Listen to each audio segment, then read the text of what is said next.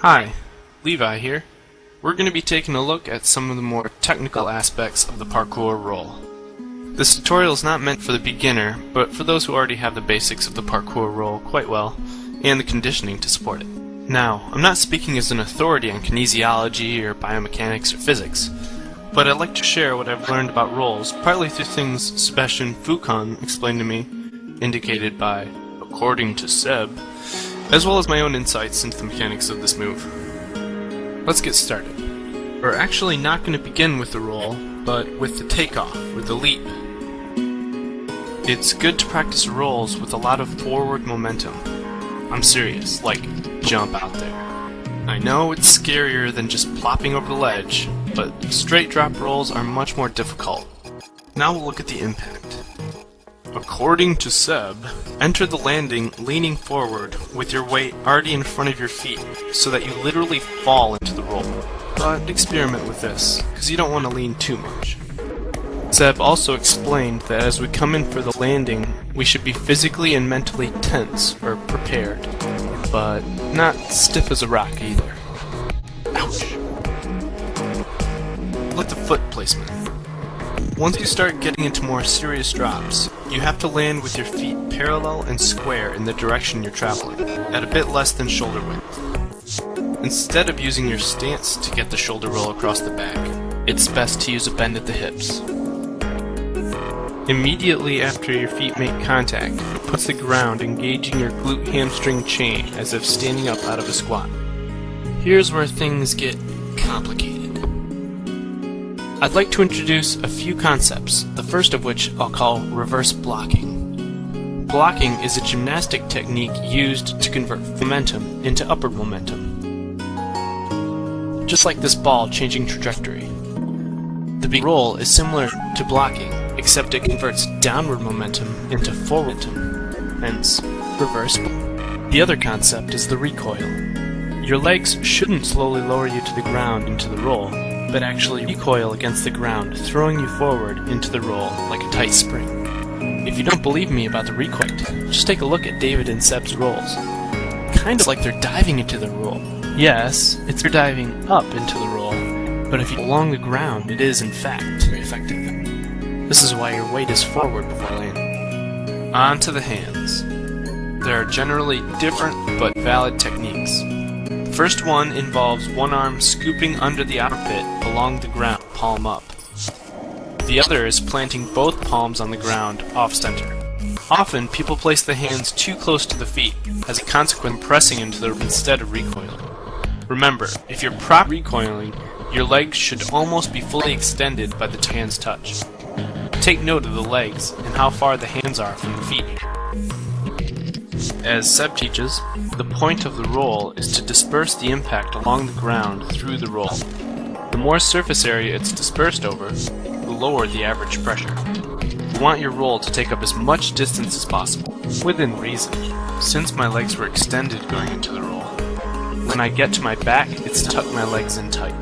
This increases my rotation, just like a gymnast tucking in the air or an ice skater pulling his arms. This extra speed helps bring you back onto your feet.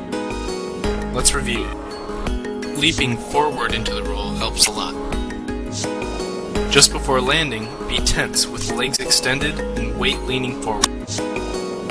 Land with feet square facing forward. Resist against the ground. Think about reverse blocking or recoiling forward into the roll. Place hands a good distance forward and guide your shoulder to the ground. Tuck legs in for rotation and shape. Finally, repetition. Alright, be safe out there and have fun.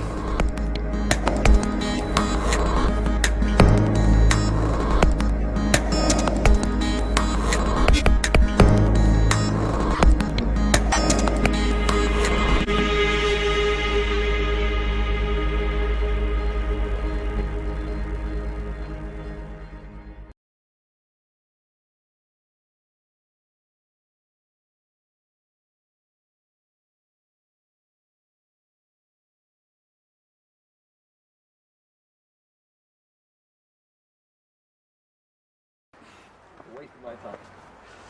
Okay, wait, go.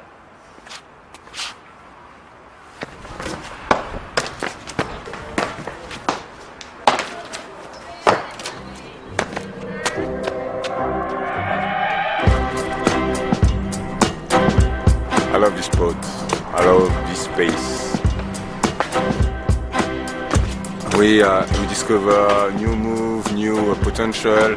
Oh yeah, now we can do something like that. We can do an underbar, we can do maybe a precision there, maybe a precision there, or maybe why not this combination. So, but it was every day, you know, we discover this space. Yeah, it's a good space. There's no doubt it's an excellent space for training. It's basically perfect for developing your skills in parkour from a beginner level upwards. There's stuff that beginners can do, stuff you can do when you get a bit better, and even when you're very advanced, there's still very difficult things there to do. So it's a great space for that reason. But you know, we just found it by accident. It's in the middle of nowhere. Chances are there are 10,000 spots like that in London. But if you look, when your vision improves, you will be able to find. So it's a very dense area with architecture, basically. The rails, the walls, they're all close together, and all this does is create quite an intricate space, fairly difficult space to move in when you first start training there and you first start looking at stuff. It's quite complicated. You have to be very precise. Your foot placement has to be good. Your control has to be good. If you jump too far or move too much in a movement, you're going to crash into something. So you really have to become very, very precise with your movement and very considered.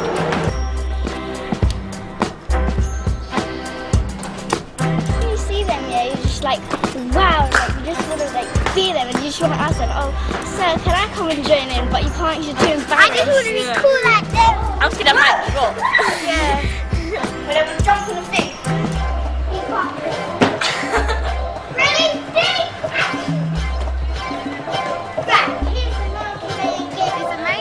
Monkey men. They're very flexible. They call them monkey men.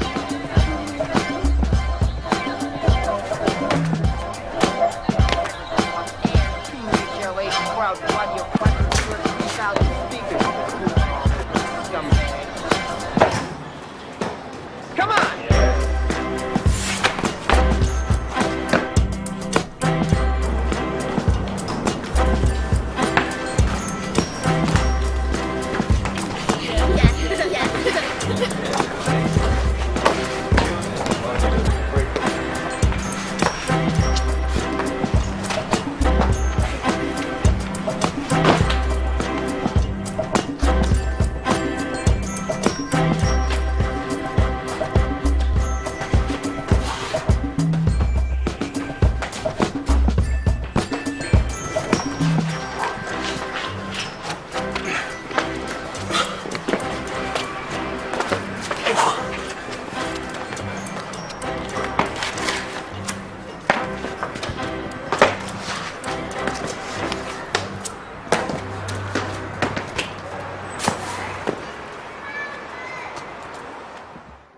They jump for like 5 meters in midair and then they land on the wall. They do spinny things and jumpy things. And they balance. Yeah, they just like stand on the wall for something like It that. feels like they're going to drop or something like that, but they're not. It looks easy, but it's not. Sometimes when they're around here, they go through the poles, and I'm like, I can't do that.